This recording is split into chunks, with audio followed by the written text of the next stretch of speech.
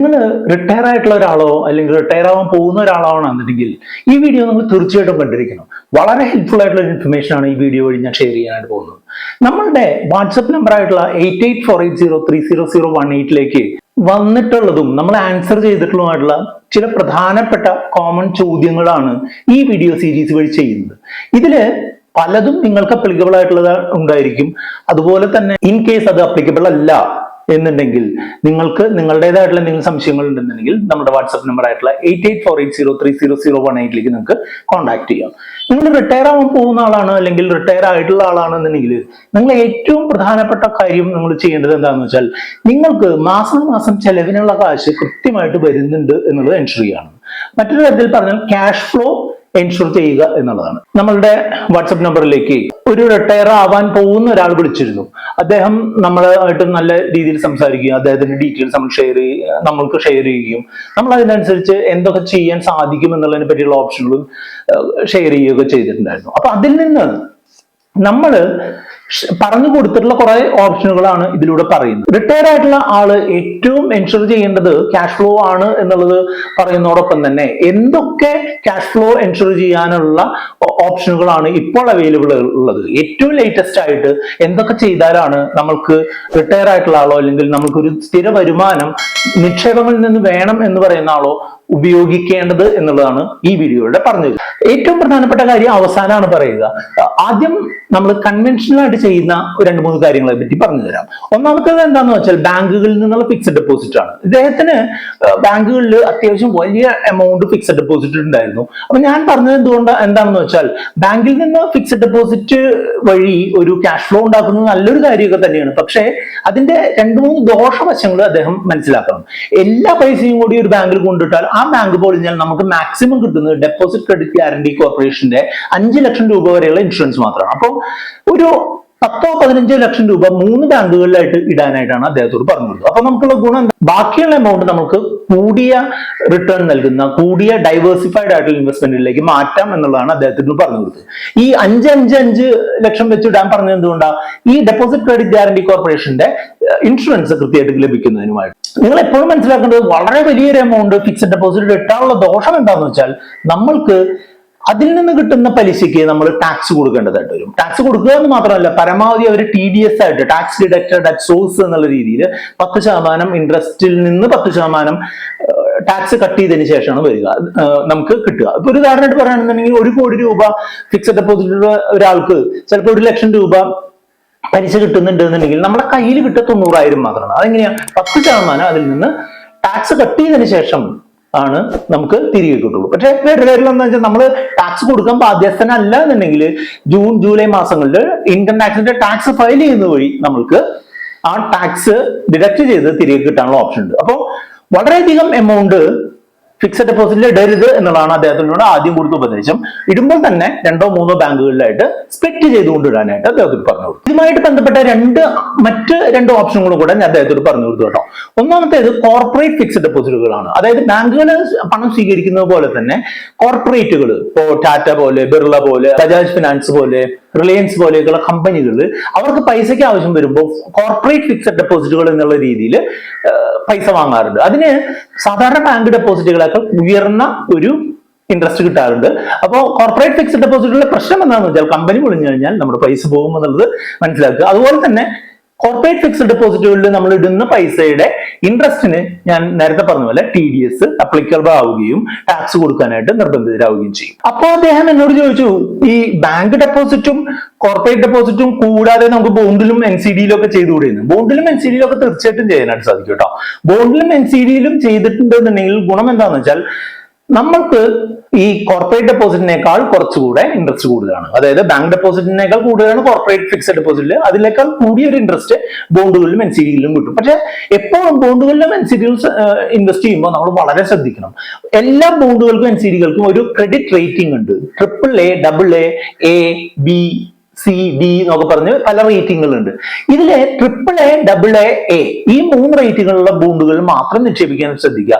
ഈ റേറ്റിംഗ് എന്തിനാണെന്ന് വെച്ചാൽ നമ്മൾ ഇടുന്ന പൈസ ആ ക്യാപിറ്റൽ പ്രൊട്ടക്ട് ചെയ്യാൻ സാധ്യതയുള്ളത് എന്തുമാത്രമാണെന്ന് കാണിക്കുന്നതാണ്.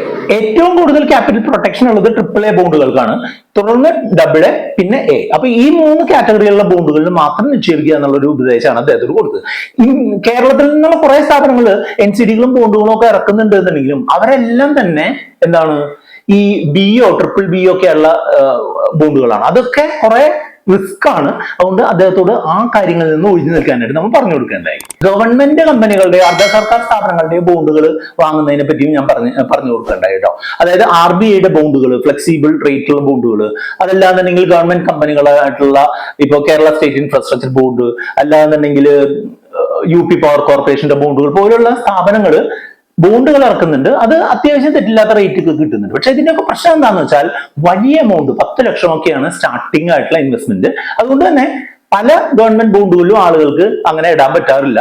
പക്ഷെ ഈ ഇദ്ദേഹത്തിന് അങ്ങനെ ഇടാൻ പറ്റുമെന്നുള്ളത് കൊണ്ട് തന്നെ എന്റെ ഫാദർ 10 ലക്ഷം രൂപ ഗവൺമെന്റ് UP പവർ കോർപ്പറേഷന്റെ ബോണ്ടിൽ ഇട്ടതുപോലെ ഇദ്ദേഹവും ഇടുകയുണ്ടായി. ഫിക്സഡ് ഡെപ്പോസിറ്റുകളും ബോണ്ടുകളും NCDകളും ഒക്കെ കഴിഞ്ഞാൽ നമ്മളുടെ ആളുകൾ കൺവെൻഷനൽ ആയിട്ട് ചെയ്യുന്ന കാര്യം എന്ന് പറഞ്ഞിട്ടുണ്ടെങ്കിൽ റെന്റൽ റിയൽ എസ്റ്റേറ്റ് ആണ്. റെന്റൽ റിയൽ എസ്റ്റേറ്റ് എന്ന് പറഞ്ഞാൽ എന്താ? അദ്ദേഹത്തിന് 2 പ്രോപ്പർട്ടികളുണ്ട്, ഒരു കടമുറിയും ഒരു വീടും ഉണ്ട്.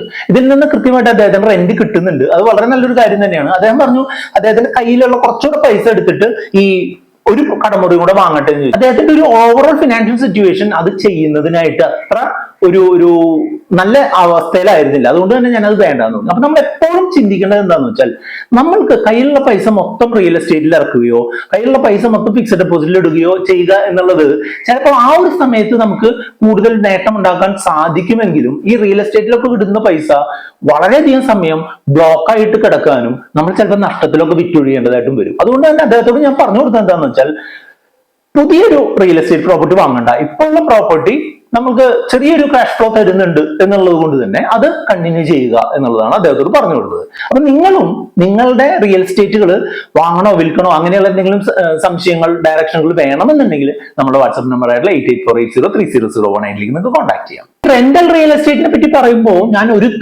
ഒരു പുതിയ പ്രോഡക്റ്റിനെ പറ്റി കൂടെ പറഞ്ഞുതരാം. REITകൾ എന്നാണ് പറയുക, റിയൽ എസ്റ്റേറ്റ് ഇൻവെസ്റ്റ്മെന്റ് ട്രസ്റ്റുകളാണ്. അത് എന്ന് പറഞ്ഞിട്ടുണ്ടെങ്കിൽ സ്റ്റോക്ക് മാർക്കറ്റിൽ ലിസ്റ്റ് ചെയ്തിട്ടുള്ള ഇൻസ്ട്രുമെന്റുകളാണ്.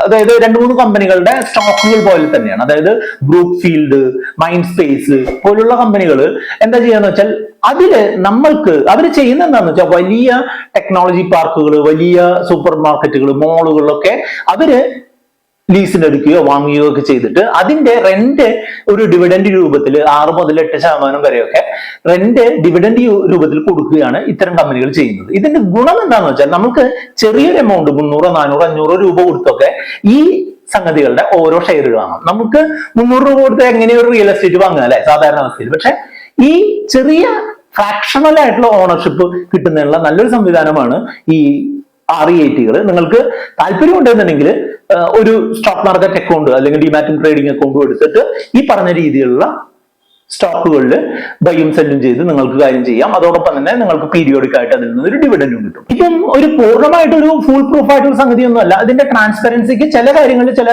കുറവുകൾ ഉണ്ട് എന്നുള്ളതാണ് എന്റെ പേഴ്സണൽ ഒപ്പീനിയൻ. പക്ഷെ വലിയ ഒരു എമൗണ്ട് റിയൽ എസ്റ്റേറ്റിൽ ബ്ലോക്ക് ചെയ്യുന്നതിനേക്കാൾ നല്ലൊരു ഓപ്ഷൻ തന്നെയാണ് ഇത് എന്നാണ് എന്റെ അഭിപ്രായം. അപ്പോ റിയൽ എസ്റ്റേറ്റുകൾ സ്റ്റോക്ക് മാർക്കറ്റ് വഴി വാങ്ങുന്നതാണ് ഈ REITകൾ അല്ലെ.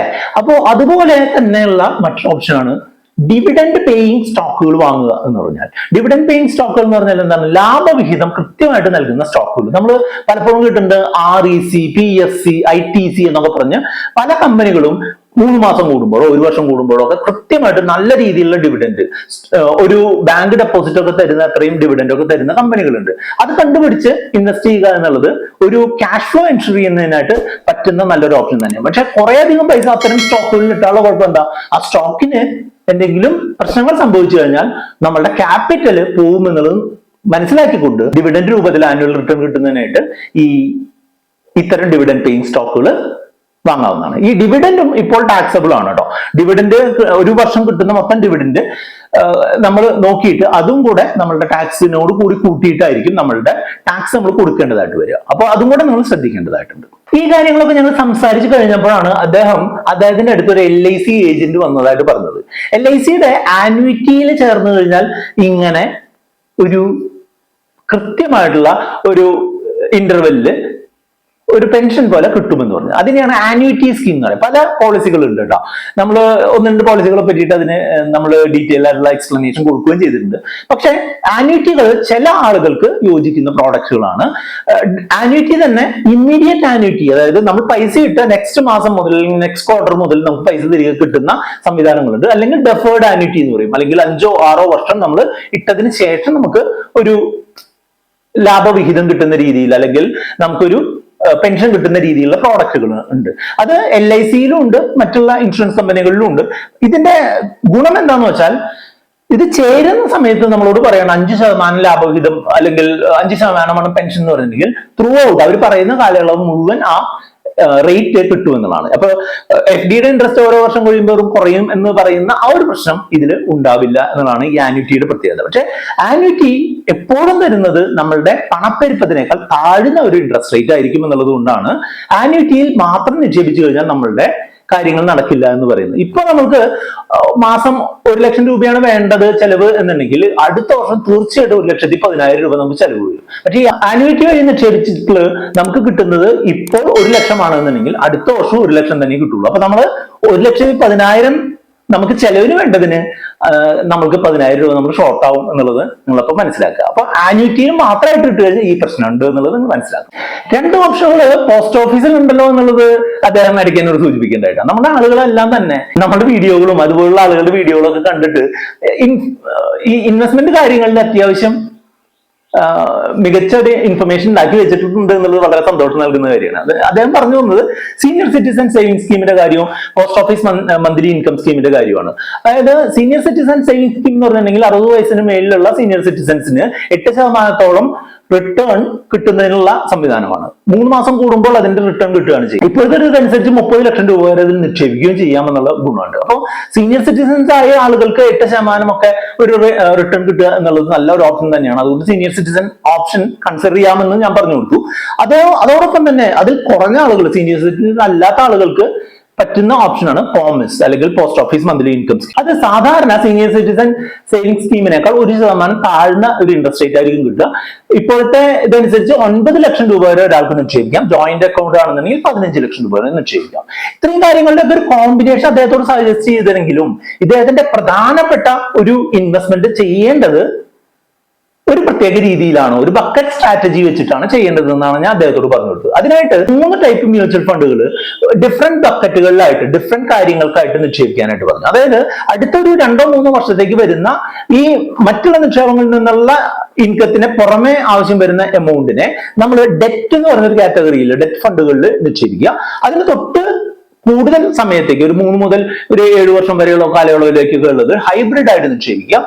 മൂന്നാമത്തേത് ഇക്വിറ്റി ബേസ്ഡ് ആയിട്ടുള്ള മ്യൂച്വൽ ഫണ്ടുകളിൽ നിക്ഷേപിക്കുക. അപ്പൊ ഇക്വിറ്റി ബേസ്ഡ് ആയിട്ടുള്ള മ്യൂച്വൽ ഫണ്ടുകളിൽ എപ്പോഴും നമ്മൾ ഒരു കോർപ്പസ് ബിൽഡ് ചെയ്യുന്നതിനായിട്ടും ഈ ഇടക്കാലത്തേക്കുള്ള നിക്ഷേപങ്ങൾ നമ്മൾ 3 മുതൽ 7 വർഷം വരെയുള്ള ആ നിക്ഷേപങ്ങൾ ഒരു ഹൈബ്രിഡ് ആയിട്ട് വലിയ നേട്ടം ഇല്ലെങ്കിലും ഒരു ആവറേജ് നേട്ടം, ആവറേജ് റിസ്ക് എടുത്ത് ചെയ്യുകയും ചെറിയ കാലയളവിലേക്കുള്ള നിക്ഷേപങ്ങൾ 3 വർഷത്തിന് താഴേക്കുള്ള ആവശ്യമുള്ള കാര്യം ഷോർട്ട് ടേം നിക്ഷേപങ്ങളായിട്ട് ഡെറ്റ് ഫണ്ട് വഴി നിക്ഷേപിക്കുകയും ചെയ്യും. അതൊരു പ്രത്യേക രീതിയിൽ നമ്മൾ അതിൽ നിന്ന് പ്രോഫിറ്റ് എടുത്ത് മുന്നോട്ട് പോകണം എന്നുള്ളത് ഞാൻ പറഞ്ഞു കൊടുത്തിട്ടുണ്ട്. ആ ബക്കറ്റ് സ്ട്രാറ്റജിയെ പറ്റി കൂടുതൽ അറിയാനായിട്ട് നമ്മുടെ വാട്സ്ആപ്പ് നമ്പർ ആയിട്ടുള്ള 8848030018 നിങ്ങൾക്ക് കോൺടാക്ട് ചെയ്യാം. ഈ വീഡിയോ ആളുകൾക്ക് നിങ്ങൾ ഷെയർ ചെയ്ത് കൊടുക്കുക. റിട്ടയർ ആവാൻ താല്പര്യമുള്ള ആളുകൾക്ക് ഷെയർ ചെയ്ത് കൊടുക്കുക, അല്ലെങ്കിൽ റിട്ടയർ ആയവർക്ക് ഷെയർ ചെയ്ത് കൊടുക്കുക. വീഡിയോ ലൈക്ക് ചെയ്യാനും കമന്റ് ചെയ്യാനും കൂട്ടുകാർക്ക് ഷെയർ ചെയ്യാനും മറക്കരുത്.